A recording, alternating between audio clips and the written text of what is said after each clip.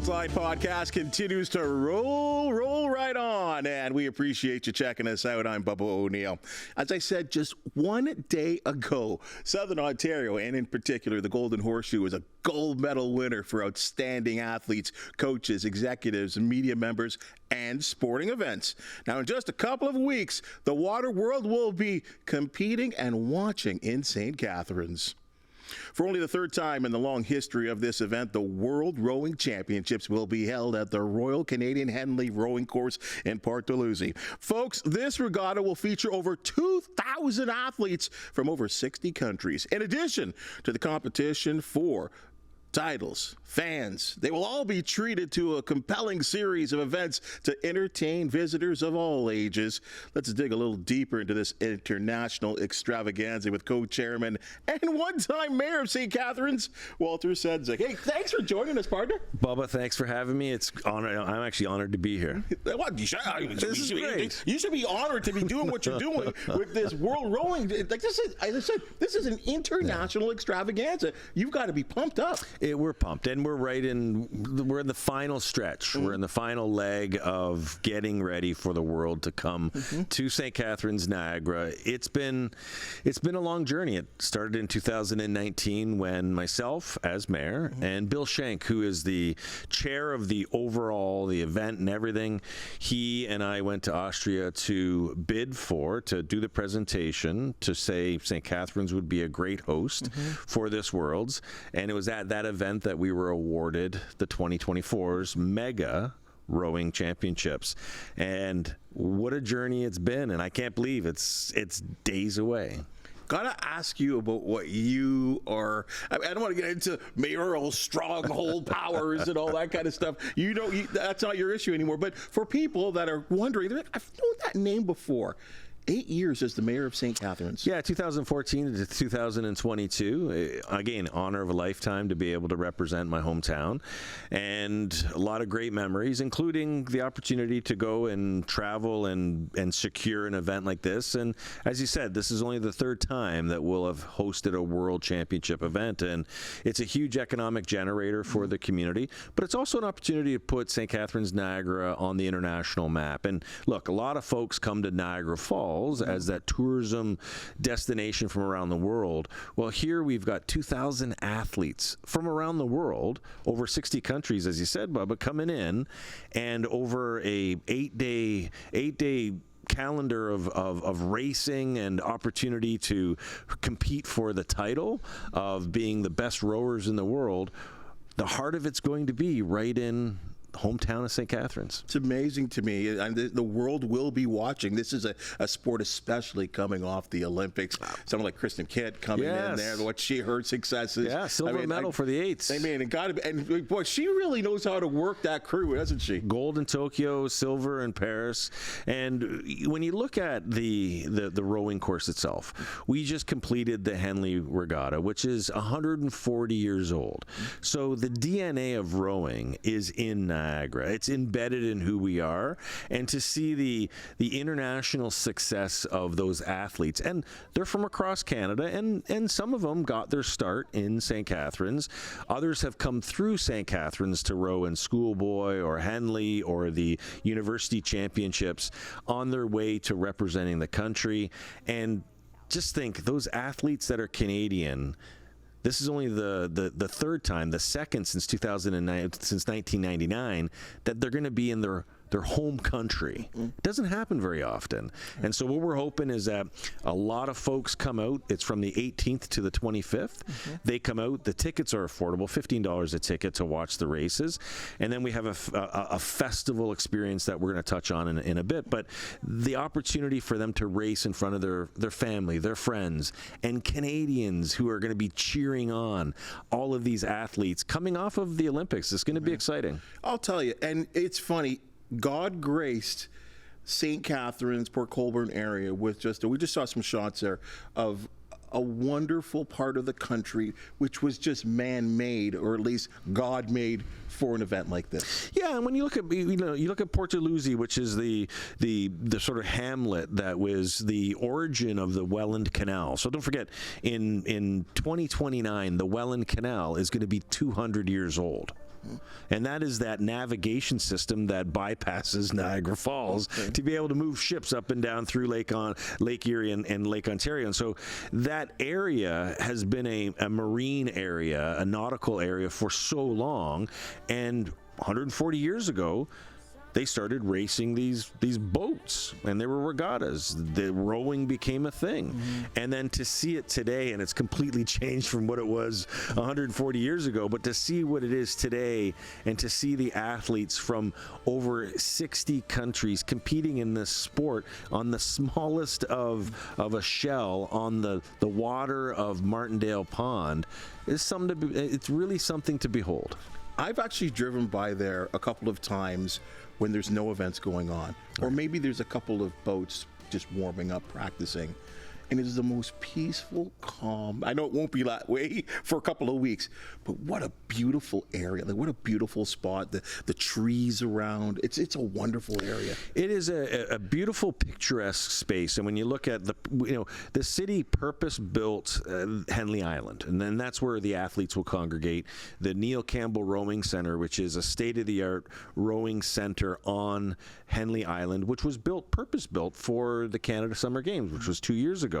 So you see the infrastructure that has been integrated into making this a world-class course. And what I found, and Bill Shank, who's also he's also part of World Rowing, he's one of the judges, and he's also on the board. He is the overarching architect of this World Championships. And when you look at the infrastructure and as it compares to an Austria or an Italy, where they have rowing courses, our course is right up there with some of the best courses in the world. In North America, we are the best course in North America. Europeans, they have a number of different rowing courses. We're right up there. And it's because we've invested in the infrastructure. We've built rowing centers. And let's not forget Brock University, which is just down the road. That's where all the athletes are going to be staying. So I got to go. Yeah, we're going to get to that. Yeah, the athlete village. It's amazing to me, like you said, the infrastructure that has actually been made for this event to go off and actually be viable as well too. I want to go back to the bidding process here, because that's an important part. You've got to sell the city. You have to sell everything that we just talked about, the natural ability, the city itself.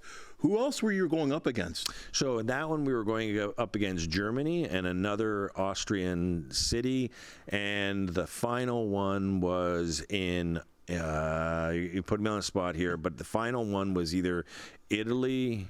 It was Italy, Germany, and Austria. So there was another course in Austria we were against. And yeah, you had to go up there and you had to talk about your communities. And it was interesting because the president of World Rowing at the time had said to me, he was German, and he said, I remember 1999 rowing in St. Catharines and how beautiful the course was. And when the votes came down, it was one of those things where we were sitting at the back of the room and waiting for all the votes to be counted from the different countries who were representative of World Rowing. And then they went up and they announced 2024 goes to St. Catharines. And it was a high water mark for me and Bill Shank and so many others, Carol Purser from Rowing Canada, and there was a number of people that were there. Kristen Kitt was there. She was there as part of the rowing that she was participating in. And then coming back to the community, and there's been so many people who have volunteered countless hours over the last number of years to really get us to where we are today, ready to welcome the world of rowing into our community. And for those throughout Ontario and beyond to be able to come into St. Catharines and watch the best rowing in the world. Just good sport. Great sport. Like just a great sport in itself. You talked about it. 2,000 athletes. There's so much going on. But what I like about this is not I think the word was mega, right? That's because it's not just one age group. This is several age groups in this competition. So you got U19, which are the up-and-coming best rowers in the world. You got U23. And those are the ones that are going to, at some point in the next year, 2 or 3 years, migrate to Olympic status. And then you've got the seniors. Those are ones who have rowed in the Olympics.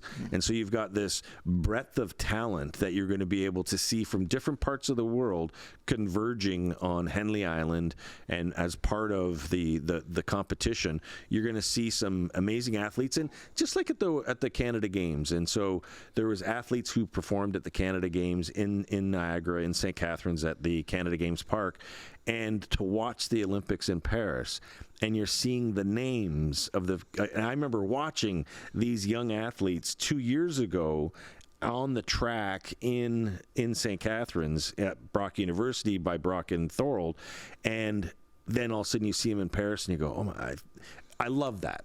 And that's what we get to experience. And I'll be like, honestly, Bubba, there's not many opportunities where in these kind of sports where you can be that close to talent that is going to go and represent the country and represent other countries for a number of years to come, where you can say, I was there and I watched, the Marnie McBeans, the Silken Laumans, those great big names. And they all rode at some point on Martindale Pond. Well, this is the next generation of the Marnie McBeans, of the Wendy Weebs, of the Silken Laumans, who will take the waters representing Canada. Great opportunity to bring families out and say, let's go watch this. That's why we love junior A hockey so much. 100%, right? We love seeing it. We love the Ice Dogs. They're like, these are the guys you're going to see when you flip the switch in a couple of years. They're going to be in the National Hockey League. There's another aspect of this, which I think is so interesting, para rowing. Yes. All represented. So we have, it's a full abilities mega worlds. So the para athletes, they're competing. And that was the interesting piece about building this competition, is making sure that we were investing in the infrastructure that made it accessible to all. And so unlike other rowing events where they may not have the para part of it, we had to make sure that we had the boats, the safety boats. We had to make sure that we had the ramps for the athletes to be able to access the podium. The small things where you don't, unless you do and have people who are in situations like who can see it from a para athletic perspective, to be able to design the stage in the right way so that everybody can access it. These are all the small pieces where we were looking at it going, okay, we have to invest in that as well in order to get us to that place. And I think that's neat, too, that you're going to be able to just have everyone here. But to have so many people from so many countries, they got to be somewhere. Yeah. And that's hard. Like, this is and obviously, this was an area, this was a city that's able to house all these athletes. Can you tell me about where these people are going to be staying? Well, again, going back to the Canada Summer Games, we had 5,000 athletes, and larger than the Summer Olympics. And we had them in the Niagara community. So they were able to, Brock University was able to access all of its accommodations to be able to host that number of athletes. And so let's just say, in our respect, from the rowing world, that was a test to see what we could do. Well, Brock University did an amazing job. The volunteers that helped were amazing. And so we knew that Brock was going to be able to be at the table, create that village experience so all the athletes can be secure and be in that location. And they're just down the road. You get on the 406, you get off closer to Port Dalhousie. The travel time is even not that long. Like, I remember going in Austria, we had to get on a bus, and then we had to sit on the bus for a while outside of Linz, Austria. We had to sit on that bus, sit on the bus, and finally we get to the course. Here it's like 7 minutes and you're at the course. And they're fed there, and the transportation back and forth, that's all taken care of. It's all secure, so there's no issues on any of the, highly secured. It's going to be great. Going to be great for them, and that's why, again, we're able to showcase. And what I love about it is Brock's able to showcase to this larger audience of U19s, U23s, and their parents, and people can look at Brock as a academic institution, but also that excels at something like rowing. Right. So they start to attract athletes who want to come to Brock for that specific program. That's cool. Now, I think this is great for the athletes, but this is good for the area. This is great 100%. For St. Catharines. This is great for Thorold. And you've set this up that it's not just the rowing. It's a show. Like, this is a week of just spotlighting the city, spotlighting downtown, there's events everywhere going on outside of just the rowing itself. Yeah, and that's one of the things that we wanted to make sure. We've learned from, again, things like the Canada Games, where you create that festival experience. And look, Niagara is a festival community. The Niagara Grape and Wine Festival, Canal Days in Port Colborne. You've got Cicada Fest, a big music festival. You've got all these different festivals, and that's just off the tip of my, you got the Peach Festival, you got the Cherry Festival. There's all these different festivals. I always say Niagara's festival country. Well, we created a fan festival around World Rowing, and I remember being with the Minister of Sport for Ontario, Neil Lumsden, and we were looking at, it was part of a discussion, a panel discussion, and he was talking about what Hamilton had done with the Grey Cup, and how the game is just the game. It's a 3-hour game. That's it. And if you just focused on the game and that was all you paid attention to, you didn't do any of the other activations around it, it's really just a 3-hour football game. But when you create a week-long experience around it and you throw in concerts and you throw in opportunities to learn the sport, then it becomes more interactive and you get much more of an attraction for it. And so, we've learned a lot in the Niagara community about sport attraction. And what we found with what we've done with the rowing piece is we've got from the 21st to the 24th, we've got activations at night. So there's right beside the course, you've got the rowing course, the Henley, and right at the end is a place called Rennie Island. And it's a purpose-built island. And that island is turned into a festival where you have a concert stage, you have interactions that people can get into a rowing shell. They can feel what it's like to be in a there's things that they can learn about the game as well as learn about the Niagara community. And then we've got Scott Hellman coming one night. He's anchoring one of the shows. We've got the Trues. Nice. They're coming in. We've got DJ Shubs coming in, and he's from a tribe. He was part of a tribe called Red. And you've got these different nights of music. We got a country music night, and all of that is free. And so it brings the community to the place of sport, and we do it in a free way so that all the sponsors that have generously stepped in, they're the ones like we've recovered those costs through sponsorship, and they get free concerts. And then those who want to participate and watch the rowing, that takes place during the day. So you've got this extended period of time that people can come into Port Dalhousie. We've built the transit around there, so you could take the bus in. You don't have to come right into Port Dalhousie. We've got places where you can drop off your car, take the bus in, 2-minute bus ride, take the bus in with your family.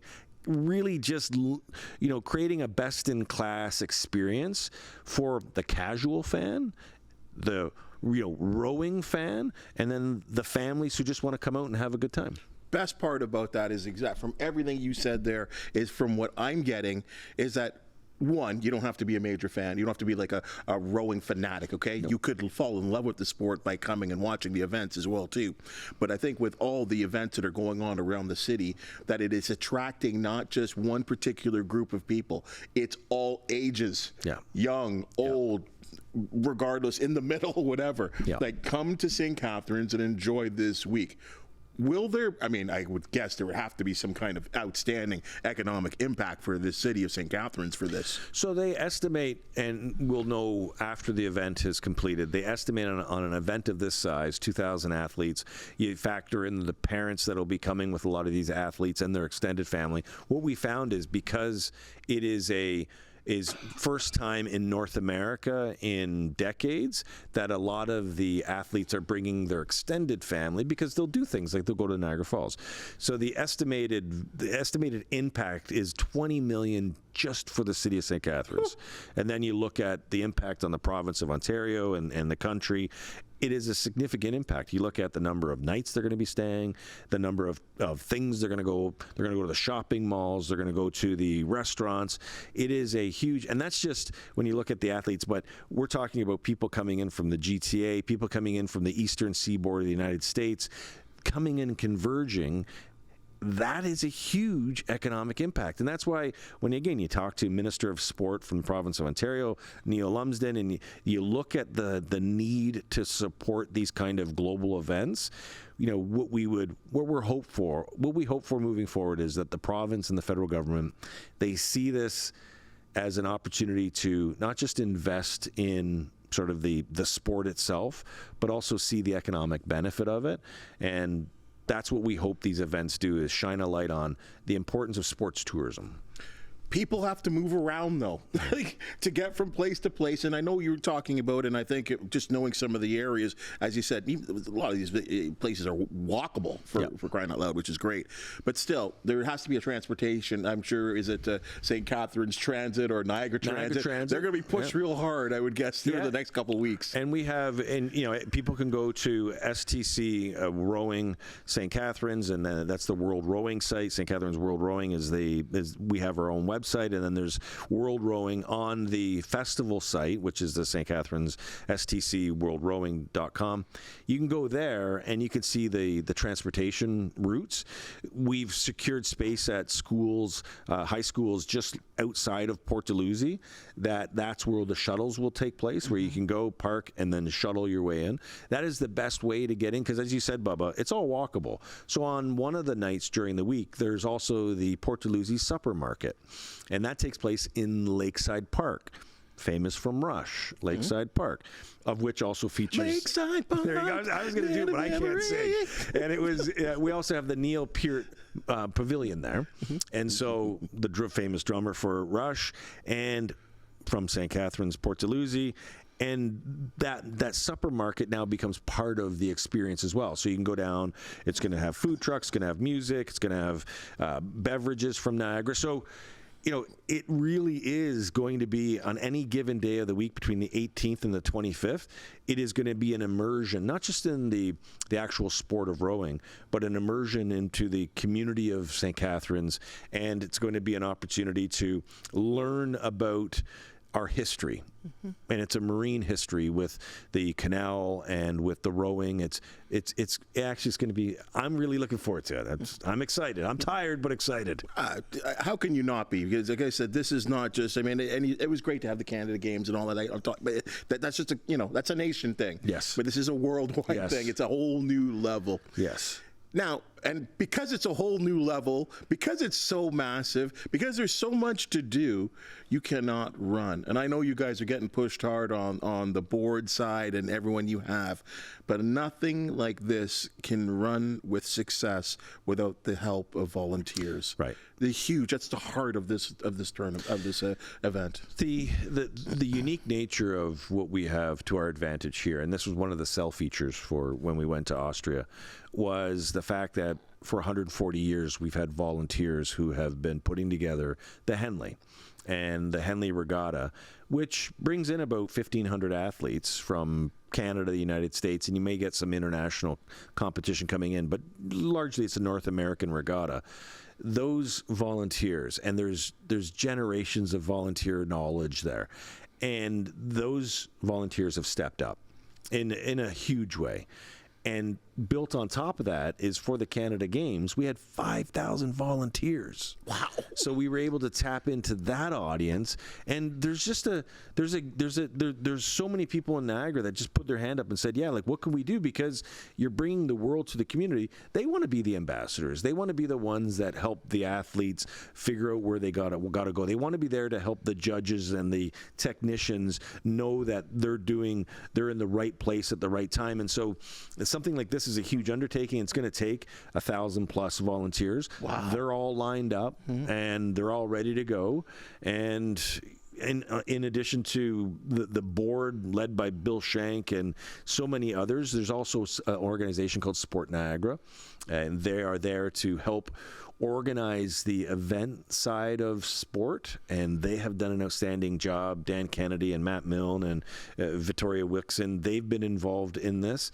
And so you really get a sense to host the world, you've got to have a great team.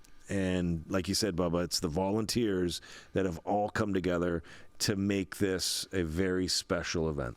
Because there's so many things to do. You could be a driver, you could be a ticket person, you could be helping with the timing, you could be at an event itself, you could be at one of the rock concerts. It's an amazing thing. Yeah. And what I like about this, and I remember in 2019 when the Tiger Cats went to face the Blue Bombers and got defeated, unfortunately, in Calgary, and I remember getting off the plane, and like within a second, there was a lady with a cowboy hat on.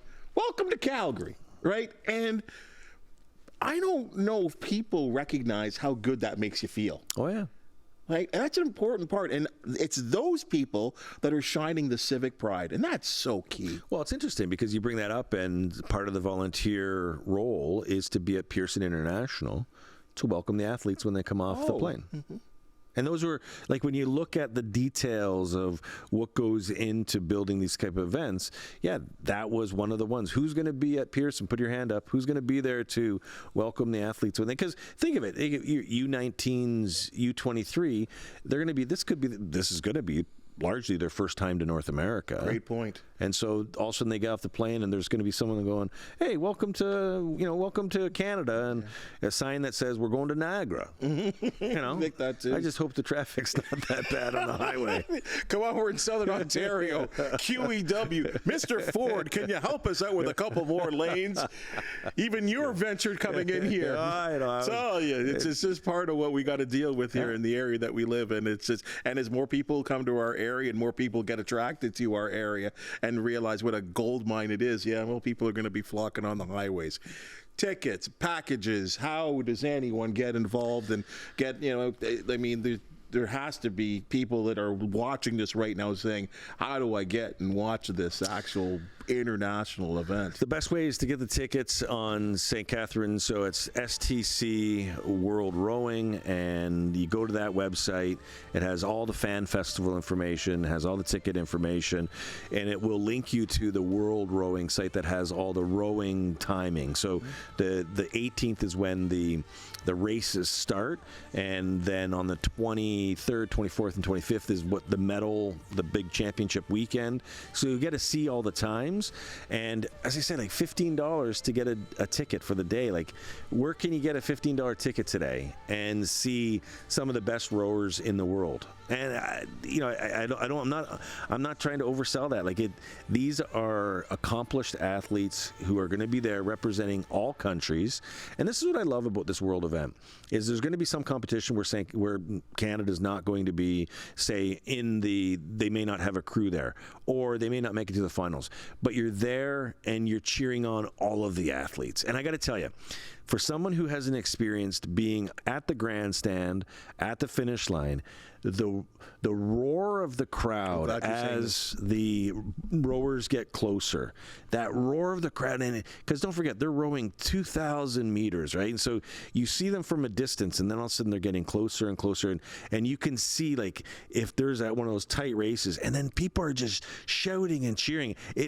It just gives you the goosebumps when you're standing there. It is an awesome experience. And the way it's set up with the big stand there too. It's populous. Like, yes. if you start cheering, I start cheering. And you're right. Watching that sport, and hopefully some people got maybe for the first time exposed during the Olympics to see 3 or 4 boats. Go ahead, a little ahead, like that too. It just brings out emotion in you, and you can't help but cheer for one boat, right? Right? And it's just, and everyone's standing up and cheering, and right down to maybe a photo finish. Oh, yeah. It really is a wonderful feeling. And at the core of all that's going on, this is about the races, it is about the athletes, and I think this is going to be a wonderful week in St. Catharines and Niagara. Well, let's include Niagara because there's so much going on there. Congratulations early to your committee for sculpting together a world-class event. This is going to put our area on the map. I think that's probably what you thought of earlier when you kind of introduced this and you pitched this idea. I'll tell you, Walter, congratulations. A lot of people have made an effort on this, and I want to, again, City of St. Catharines has stepped up. Mayor Cisco and Brian York and their team, economic development, the province of Ontario and the federal government, they've stepped in and helped with infrastructure support. It has been a team effort, and I can't wait. Like, you know how you get that anticipation towards either Christmas or your birthday? It's like, I can't wait for that day to happen. It's starting to build with me now because it's been a long journey since 2019. Right. to where we are today, this is going to be, it's going to be an amazing experience for everybody. I'm just encouraged. Come on out. Everybody come on out. It's going to be amazing. Love your enthusiasm, but you're also reminding me of a young guy that is well prepared for his test because you're going to ace it. You know you're going to ace it. Well done. I appreciate that. Thanks for joining us on the Sportsline Podcast. It has been an honor to be here. Look forward to the event. That's your Sportsline Podcast for the day. And as you've just seen and heard, we love talking sports. And we love it when big-time sports come to Southern Ontario. If you do know of an athlete, team, or of events to promote, the Sportsline Podcast will do want to hear from you. Please hit that thumbs up, like, and subscribe button. And if you have something to say, please comment. We do appreciate it. For the wonderful people that make our Sportsline Podcast possible, thank you so very much, folks. And we'll see you tomorrow.